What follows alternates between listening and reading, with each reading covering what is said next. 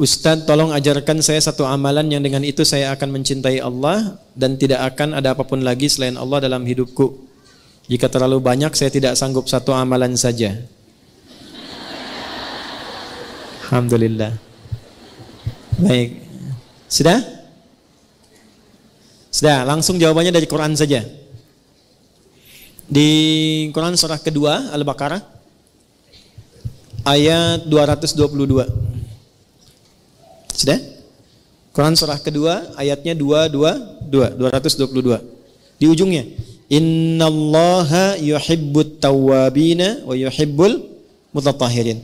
Allah akan sangat mencintai orang-orang yang senang tobat dan senang menjaga diri dari maksiat. Maka kalau Anda tanya amalannya apa, singkat saja, rajin istighfar. Sudah? Rajin apa? Istighfar dan menghindarkan diri dari maksiat. Itu jawaban Quran langsung supaya mendapatkan cinta Allah. Kalau mau latihan istighfar yang enak, lakukan sebelum subuh.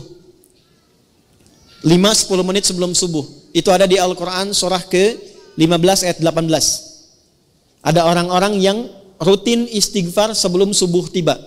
Nama waktunya sahar. Wabil ashari hum yastaghfirun. Astaghfirullahalazim. Astaghfirullahalazim. Astaghfirullahalazim. Alladzi la ilaha illa huwal hayyul qayyum wa atubu ilaih. Latihan istighfar, istighfar sampai cirinya begini, cirinya istighfar itu bisa refleks keluar di lisan kita dalam setiap keadaan. Nanti tiba-tiba mau minum bisa istighfar, mau makan bisa istighfar. Kalau sudah lekat dengan itu, tanpa terasa akan ada penjagaan Allah kepada kita dari perbuatan maksiat. Mata nggak mau lihat kecuali yang baik, lisan nggak mau bicara kecuali yang baik, kaki nggak mau diajak jalan bu kecuali pada tempat yang baik. Nah, ketika sudah tercipta kondisi itu tandanya Allah sedang mencintai kita. Karena ciri pertama ketika Allah mencintai seorang hamba adalah menutup semua dosanya dan menjaga dia dari perbuatan maksiat. Itu ada di Quran surah ketiga Ali Imran di ayat 31. Ketika seseorang sudah mendapatkan cinta Allah, maka diberikan tandanya bukan pada harta, bukan pada kedudukan. Jadi kalau ibu misalnya semakin kaya, suami semakin tinggi kedudukan, jangan disimpulkan bahwa itu tanda cinta Allah, jangan. Ya. Kalau dalam saat yang sama belum mampu menjaga diri dari perbuatan maksiat. Tanda cinta yang Allah berikan yang pertama pada seorang hamba adalah menghapuskan dosanya dan menjaga hamba itu dari perbuatan maksiat. Qul in kuntum tuhibbunallaha fattabi'uni yuhibbukumullah. Allah akan cintai seorang hamba. Kapan dicintai itu? Wa yaghfir lakum dzunubakum, ketika Allah mengampuni seluruh dosanya dan menjaga dirinya dari perbuatan maksiat. Maka yang lakukan istighfar sampai merasakan kenikmatan istighfar itu. Saya berikan rahasia yang ketiga ya, dan ini mungkin yang terakhir rahasianya. Bu, kalau istighfar sudah rutin dan rutin dilakukan dalam diri, maka yang paling dahsyat itu bahkan bisa menghadirkan nikmat Allah sebelum kita menjalani kebutuhannya. Bahasa gampangnya begini, bahkan perkara rizki pun sebelum butuh Allah sudah siapkan. Sampai ke titik itu. Ya, sampai ke titik itu. Makanya dulu banyak orang-orang yang kalau ingin menarik perhatian Allah, dia banyak istighfar. Atau punya hajat itu, ya sesuatu yang bahkan penting, itu istighfar. Saya pernah cerita nggak di sini kisah tukang roti dengan Imam Ahmad tuh? Pernah nggak? Kan? Ada seorang tukang roti itu rajin istighfar. Istighfar. Satu kali Imam Ahmad itu nggak tahu kenapa pengen jalan.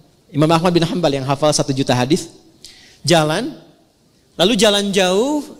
Singkatnya beliau merasa lelah, istirahat di masjid, istirahat tiduran gitu. Itu oleh marbot masjid diusir supaya keluar dari sini katanya ya. Padahal itu imam besar karena belum tahu ini siapa, imam besar viral, diusir keluar. Istirahatlah di luar masjid, di pelataran. Itu sampai di luar pun diusir juga. Kata Imam Ahmad, saya istirahat sebentar. Enggak, Anda keluar. Ya, orang Arab itu kalau ngusir, pertama idhab, pergi. Kedua barwah, luar. Ketiga, rawah. Rawah itu maksudnya sudah jengkel. Kalau sudah jengkel, rawah keluar dengan roh-rohnya sekalian. Rawah kan. Itu Imam Ahmad keluar. Begitu keluar, lalu kemudian lewatlah tukang roti tadi. Ya, dia sedang membuat adonan. Karena melihat seseorang itu sedang lelah, capek, dipanggil. Syekh, kesini aja istirahat katanya.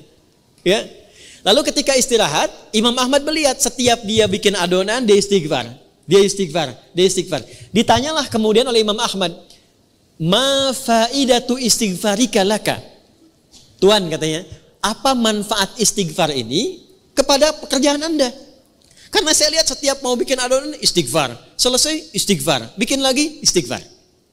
Imam Ahmad bukan tidak tahu manfaatnya, tapi ingin memastikan apakah keberkahan istighfar itu hadir pada tukang roti ini atau tidak. Maka apa jawabannya? Perhatikan jawabannya. Wallahi. Ini kisah nyata. Demi Allah, tidak pernah saya membiasakan istighfar ini kecuali semua hajat saya dikabulkan oleh Allah Subhanahu wa taala. Tidak pernah saya baca istighfar ini kecuali semua hajat saya dikabulkan oleh Allah Subhanahu wa taala.